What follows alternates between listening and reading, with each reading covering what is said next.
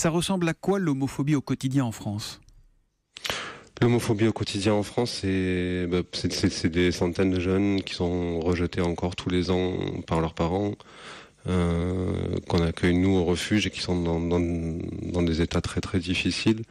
C'est l'homophobie dans le sport, qui aussi est très très importante. C'est l'homophobie dans le monde du travail. On dit que la société évolue année après année, qu'il y a quand même une ouverture. On dit que depuis que la loi sur le mariage pour tous a été adoptée, il y a quand même beaucoup de travail qui a été fait, mais pour nous, en fait, depuis 2012, paradoxalement, on constate une montée assez impressionnante de l'homophobie. Ça veut dire que c'est plus dur d'être homosexuel en France en 2017 qu'il y a quelques années ? Il y a eu une montée, une libération de la parole, une libération de la parole.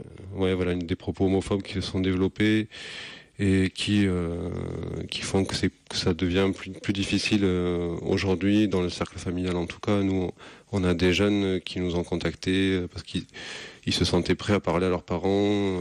Ils avaient eux-mêmes s'accepter plus ou moins en tant qu'homosexuels, et puis quand ils ont vu leurs parents avoir des propos homophobes devant la télévision, quand on abordait le mariage pour tous, ils se sont retrouvés dans des situations d'isolement extrême et de mal-être profond. Et justement, ce sont ces jeunes-là qui sont allés se réfugier sur Internet, à vouloir faire des rencontres justement dans l'anonymat le plus complet, et le fait qu'ils aient pu être blessés dans leur intimité, dans leur anonymat, c'est quelque chose qui est très difficile pour moi en fait.